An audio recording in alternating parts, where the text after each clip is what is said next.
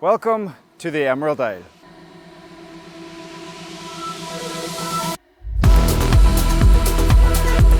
You are about to join us on an exhilarating 2-week road trip adventure around Ireland and experience everything from the vibrant streets of Dublin to the untamed beauty of the rugged landscapes in the west. Along the way, we'll delve into what there is to get up to in the nation's capital of Dublin, venture towards some must-see tourist hotspots in the southwest, and most excitingly, uncover some hidden gems like this that you will likely never have even heard of before. So whether you are a tourist planning a holiday to Ireland, or if you're a local planning the ultimate staycation, this is the video for you. We are mark.and.asya, and this is our guide on how to experience the true beauty of Ireland in just 2 weeks. Just for the sake of this video, we're going to be plotting our itinerary from the perspective that someone arrives into Ireland via Dublin Airport, as that is probably the most likely scenario for our viewers. But just know that you will easily be able to adapt this itinerary to fit your own situation. Now then, picture the scene. You've just landed into Dublin Airport, you go to collect your rental car or camper van. What now? Let's start in Dublin, where there are so many things to do. We would suggest staying 2 nights in the capital. By doing this, you'll have plenty of time to visit touristy places like Guinness Storehouse and Jameson Distillery, and have a walk around touristy places in Dublin if that's what you're into. Other famous locations in the city include Croke Park, where you will learn all you need to know about Ireland's national sport, the GAA, Trinity College, which is where you can find the Book of Kells, and also Kilmainham Jail, which is one of the most popular and best tourist attractions in the whole world. When you have had enough of all that touristy stuff, it's time to make your way down the N7 to the southwest coast, where you will start exploring the rugged landscapes of the longest coastal road in the world and one of National Geographic's coolest places to visit in 2024, the Wild Atlantic Way.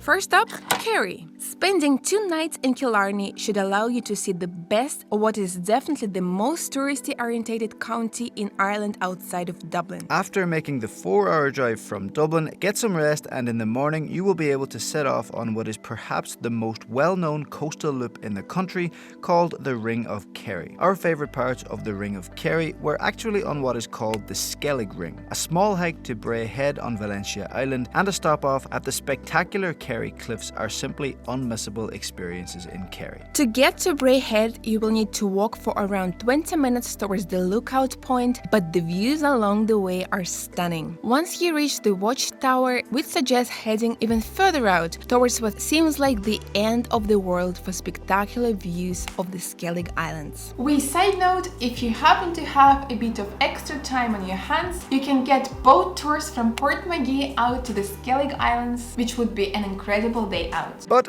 that doesn't fit into our itinerary, so moving on. As for the Kerry Cliffs, no hiking involved here. Simply park your car up, pay the €5 admission, and make your way to the multiple viewpoints of the self-proclaimed most spectacular cliffs in Kerry. Definitely the most spectacular cliffs in Kerry. Fair enough, fair enough. By the time you've been to both of these locations, your appetite will certainly be whetted for what lies further up the coast. Another place we can't let you miss on the Ring of Kerry is Derrynane Beach. We'll love the remoteness of this beach, and it is the perfect place for a relaxing ocean dip. It's a cold shock up to your knees, but then once you just get in, it's fine.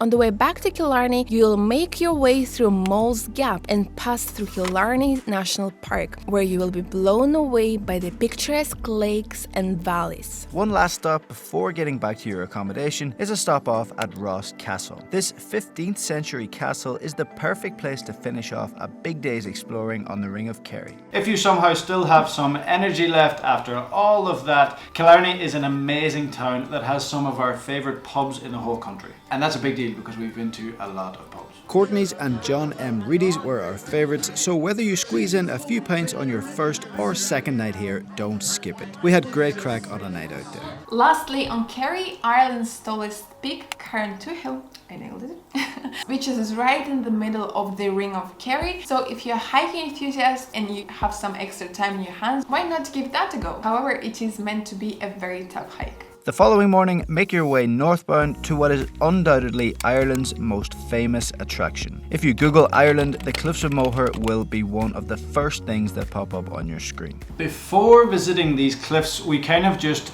had an assumption in our heads that they would be a bit overhyped and over touristy, but in all honesty, when you get there, the cliffs are absolutely spectacular, and to leave them out of any Ireland itinerary would just be borderline insanity. We just can't leave them out. It's touristy, not usually our cup of tea, but the Cliffs of Moher are unreal. We didn't arrive here until 3 o'clock and we were kind of expecting it to be very busy, which it is at the visitor centre. But when you leave the visitor centre, you can either go right to the main tower or you can go left along the Moher Trail, and this is pretty amazing. It's quite restricted in where you can go for the first couple of corners, and then it opens up and you're walking right along the cliff face.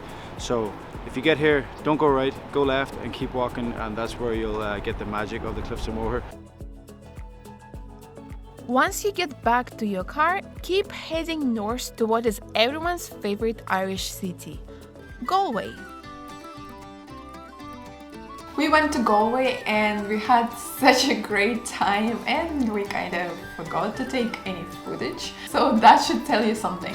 When we were there, I did manage to do some extensive research, very important research, and I can confirm here with you today that Galway has the best Guinness in the whole of Ireland. It means the best Guinness in the world. Best Guinness in the world, Galway. That's a huge shout. Controversial, but there, I said it, it's on YouTube now, so I can't take it back. Galway, best Guinness in the world. Eat delicious food in somewhere like the Skeff, listen to some live Irish busking on Shop Street, and end your days with the nicest Guinness in Ireland in old Irish style pubs like Taft's and Cheenactons. After getting a good rest, good food and a few pints in Galway, we are taking you completely off the beaten path when it comes to Irish itinerary. A big reason why we wanted to make an Irish itinerary video was because we find it unbelievable the amount of videos about Ireland that just skip County Mayo entirely. I don't know, it's almost like they get lazy and think, just throw in the Giant's Causeway now and head back to Dublin. We are highly advising against that. From Galway, make your way through Mayo's Dullow Valley.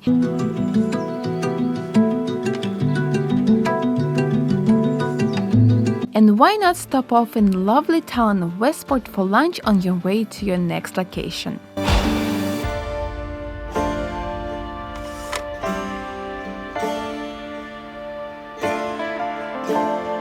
Achill Island is a must visit, and even though there are other islands off the west coast that are also worth visiting like the Skellig or Aran Islands, Achill is the most accessible as you don't need to take a boat or ferry to get there. Simply cross the bridge at Achill Sound and there you are. We are recommending spending 2 nights on the island as there is quite a lot to see here. We stayed in the north of the island in an area called Dugort, and it turned out to be a great choice. Over the 2 days, make sure you make it to the breathtaking view of the Manon Cliffs from Tramore Sand Beach, Kill Beach, Pantine Harbour for views of the Manon Cliffs from the other side of the bay. A lot of the Banshees of Inisherin was actually shot on Achill Island, and behind me here is one of those places.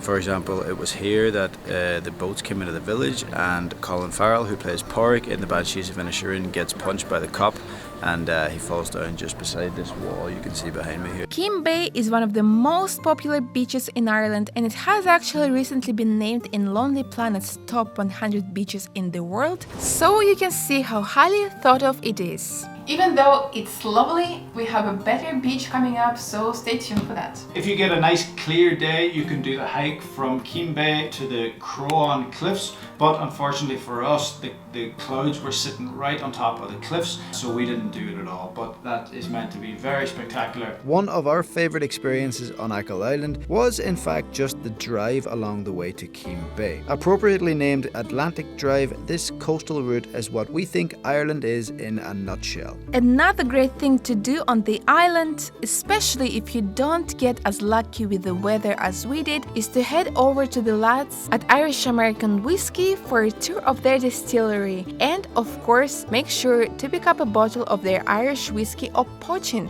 on the way out. Right then, after your Achill adventures, it's back onto the mainland, and your next destination is a hidden gem nestled right in the northwest corner of County Mayo. A short walk from Portacloy Beach gives you amazing views along the way and will take you to this stunning viewpoint where you are surrounded by towering cliff faces with the wild Atlantic crashing beneath you. It is likely you will be up there completely alone. No people.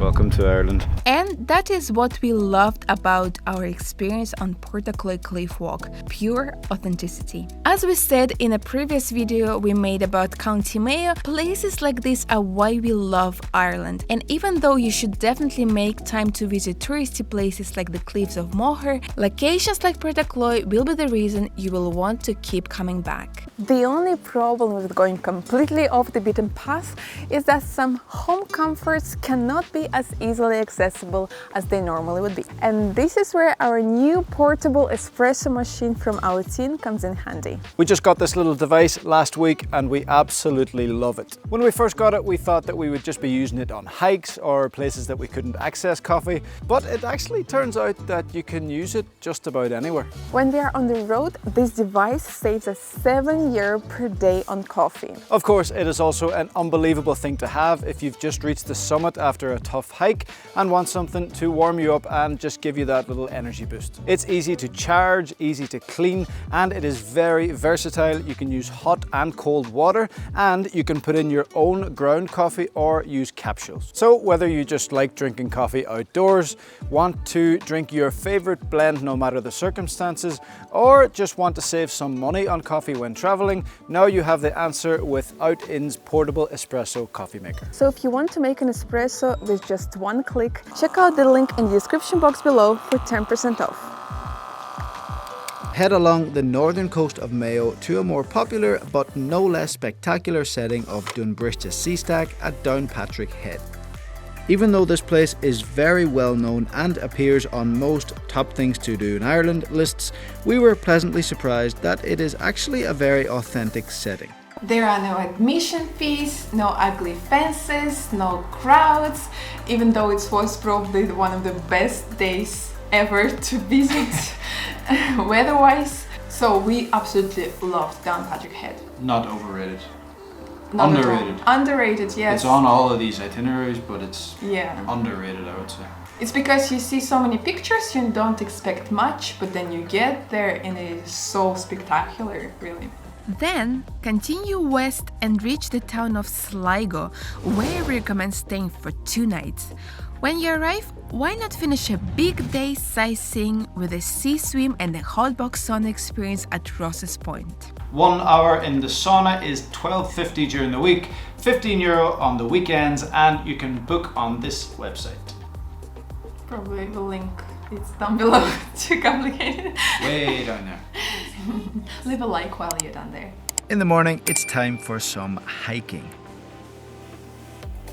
Benbulben is one of the most iconic mountains in Ireland because of its unique shape and is well worth the hike to the top, starting at Luke's Bridge. To get these surreal looking ridges at the north side of the plateau, it will take you about 1.5 hours to 2 hours, depending on how long you stop to admire the views. But if you are doing it, just make sure to bring the right footwear, as there are points where you might be trekking through some sludgy muck depending on how the weather has been in the previous days. If hiking isn't your thing, you can also take the lazy way out and get a great view of Benbulben from the bottom by taking a stroll around Benbulben Forest Walk. We'd highly recommend the hike, but if it isn't your cup of tea, there are other great places to visit in Sligo, like a drive around the Glenif Horseshoe, the Devil's Chimney, which is Ireland's tallest waterfall, and Malachmore Head, which boasts the quintessential Irish castle on the hill in Classybon Castle. Sligo is also a great town for food and drink, so on your second night here, why not try one of the best burgers in Ireland in Flipside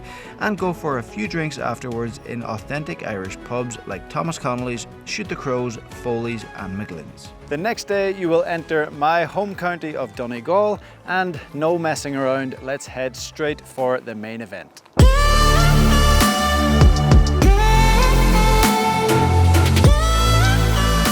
Slieve League cliffs are the third highest sea cliffs in Europe, standing at a massive 601 meters above sea level. After parking up, you can take a leisurely stroll to this nice viewpoint of the cliffs, but in our opinion, the real lure of going to this place is to commit to the 4-hour round-trip hike right to the top of the cliffs. To do the full hike, you just have to get to the viewpoint like the rest of the tourists, but instead of stopping, just keep going. Eventually, you will cross 1 month's pass, which isn't for the faint-hearted.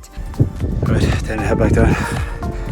Oh fuck, it's even worse from back down. But as we said, the views at the top are genuinely some of the best this country has to offer. After surviving Slieve League, head towards your accommodation for the next 2 nights in Letterkenny, County Donegal's largest town. Because you're in County Donegal, you could easily make the mistake of thinking that Donegal town is the biggest and best town in Donegal. It's not, it's Letterkenny. Using Letterkenny as a base to explore the northern peninsulas of Donegal is a great idea, as it is in these far-fetched corners of Ireland that are often forgotten about on your standard itineraries that do our heads in. From Letterkenny, head north, and the first stop of your northern Donegal adventure will take you to Hornhead.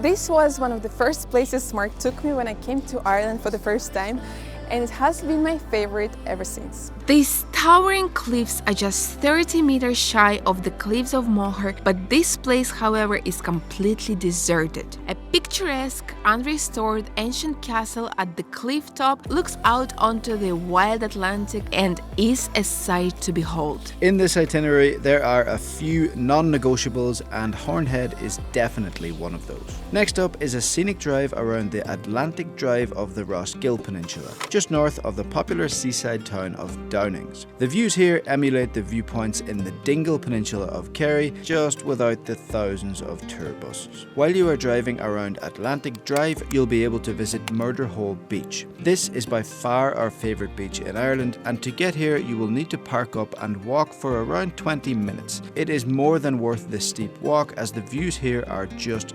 jaw-dropping. So authentic and so beautiful. Do not miss it. Last up on your day around North Donegal is a stop off at Fanat Lighthouse, which is often recognized as one of the most beautiful lighthouses in the world. You can actually take a tour of the lighthouse that costs around €12, and interestingly, you can actually stay in the lighthouse as there is some accommodation, but we're going to talk about that in our next video, so make sure you're subscribed to our channel not to miss out on that. Anyway, whether you do the tour or not, you can park your car up and take in the views of the surrounding cliffs, with Ireland's most northerly point, Malin Head, viewable in the distance. 2 more places that we love and just can't fit into this particular itinerary are Glenveigh Castle and Mount Errigal, which is Donegal's highest mountain. If you have spare time on your hands, then a hike up Errigal and a visit to Glenveigh Castle would be a great way to spend it. In terms of things to do in Letterkenny, most of its charm is where most towns in Ireland's charm is, and that is of course in the pubs. Try pubs like the Cottage, Blake's, McGinley's and Sonny McSwine's, otherwise known as McCafferty's, or if you want to go way back, the Cavern. If you are in the mood for some fine dining, the Lemon Tree in Letterkenny is a beautiful place to eat. We will be making a full video about County Donegal, which has been voted as one of the best places to travel in 2024 by Lonely Planet, so don't miss it. There are still a couple of things to do before heading back to Dublin. The Giant's Causeway in County Antrim is an incredible hexagonal rock formation that has to be seen to be believed. This place is second only to the Cliffs of Moher when it comes to popular natural attractions, with around 1 million visitors annually.